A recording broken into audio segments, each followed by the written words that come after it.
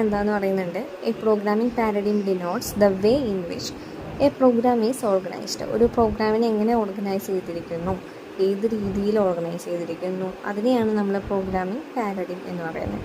ഇവിടെ ഒരു ബോക്സിലൊരു പിക്ചറൊക്കെ തന്നിട്ടുണ്ട് അല്ലേ, ഹിസ്റ്ററി ഓഫ് പാരഡിം എന്ന് പറഞ്ഞിട്ട്.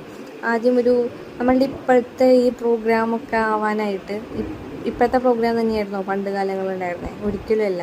അതിങ്ങനെ ഓരോന്ന് മാറ്റിയാണ് ഇന്നത്തെ രീതിയിലുള്ള ഒരു പ്രോഗ്രാമിംഗ് ലാംഗ്വേജ് ബിൽഡ് ചെയ്തെടുത്തിട്ടുള്ളത്, അല്ലെങ്കിൽ ആ ഒരു സ്ട്രക്ചർ ബിൽഡ് ചെയ്തെടുത്തിട്ടുള്ളത്. അപ്പോൾ എങ്ങനെയാണ് ഒരു പ്രോഗ്രാമിംഗ് പാരഡിമിൻ്റെ ഹിസ്റ്ററി വന്നിട്ടുള്ളത്? ആദ്യം ഒരു അൺസ്ട്രക്ചേർഡ് ആയിട്ടുള്ളൊരു പ്രോഗ്രാമിംഗ് ആയിരുന്നു അല്ലേ, അത് ഭയങ്കര കോംപ്ലക്സ് ആയിട്ടുള്ളതും കാര്യങ്ങളൊക്കെ ആയിരുന്നു. പിന്നീട് അതെന്തായി, ഒരു സ്ട്രക്ചേർഡ് പ്രോഗ്രാമിംഗ് ആയി, പിന്നെ അത് പ്രൊസീജിയറൽ പ്രോഗ്രാമിംഗ് ആയി, പിന്നെ അത് മോഡുലാർ പ്രോഗ്രാമിംഗ് ആയി, പിന്നെ അത് ഒബ്ജക്റ്റ് ഓറിയൻറ്റഡ് പ്രോഗ്രാമിംഗ് ആയി. എന്താണെന്ന് നമുക്ക് വഴിയെ മനസ്സിലാവും. അപ്പോൾ പ്രോഗ്രാമിംഗ് പാരഡിം മനസ്സിലായല്ലോ. ഇനി പ്രോഗ്രാമിംഗ് പാരഡിം രണ്ട് രീതിയുണ്ട്. രണ്ട് രീതിയിലുള്ള പാരഡിംസ് നമുക്ക് പഠിക്കാനുണ്ട്. ഒന്ന് പ്രൊസീജിയർ ഓറിയൻറ്റഡ് പ്രോഗ്രാമിംഗ് പാരഡിം, രണ്ട് ഒബ്ജക്റ്റ് ഓറിയൻറ്റഡ് പ്രോഗ്രാമിംഗ് പാരഡിം. ഏതൊക്കെ? പ്രൊസീജിയർ ഓറിയൻറ്റഡ് പ്രോഗ്രാമിംഗ് പാരഡിമും, അതായത് POP, procedure oriented programming paradigm, അതുപോലെ തന്നെ object oriented programming paradigm, hoop concept എന്ന് പറയും, ഒബ്ജക്റ്റ് ഓറിയൻറ്റഡ് പ്രോഗ്രാമിംഗ് പാരഡിം.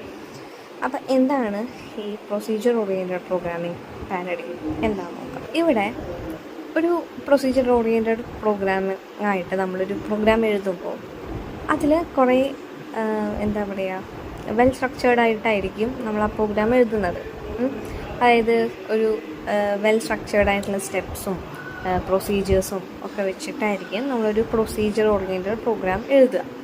അതിനൊരു സിസ്റ്റമാറ്റിക് ഓർഡർ ഓഫ് സ്റ്റേറ്റ്മെൻറ്റ്സുകൾ ഉണ്ടാവും, ഫങ്ഷനുകൾ ഉണ്ടാവും, കമാൻഡുകൾ ഉണ്ടാവും അല്ലേ. ഓരോ കമാൻഡുകൾക്ക് അല്ലെങ്കിൽ ഓരോ ഫങ്ഷൻസിനും ഒരു കംപ്ലീറ്റഡ് ആയിട്ടുള്ളൊരു ടാസ്ക് ഉണ്ടായിരിക്കും.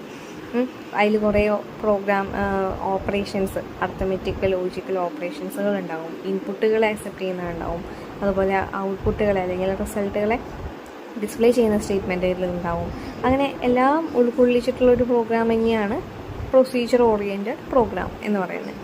അതിൽ പല ഫങ്ഷനുകളുണ്ട്. ഫങ്ഷനുകളെല്ലാം ഒരു ഗ്രൂപ്പ് ചെയ്ത് അതിൻ്റേതായിട്ടുള്ള സ്റ്റേറ്റ്മെൻറ്റുകൾ ഉണ്ടാവും.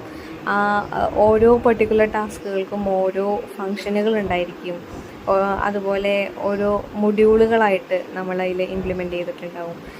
അപ്പോൾ നമുക്ക് ഓരോ ഫങ്ഷനുകളും അതത് കാര്യങ്ങളൊക്കെ ചെയ്യും. അതൊക്കെ നല്ല കാര്യങ്ങൾ തന്നെയാണ് അല്ലേ. നമുക്ക് പെട്ടെന്ന് തന്നെ നമ്മുടെ റിസൾട്ട് കിട്ടാനും നല്ല രീതിക്ക് സിംപ്ലറാക്കാനൊക്കെ അത് നല്ലതാണ്. പിന്നെ പ്രൊസീജിയർ ഓറിയൻറ്റഡ് പ്രോഗ്രാമിങ്ങിൽ നമ്മൾ യൂസ് ചെയ്തിരുന്ന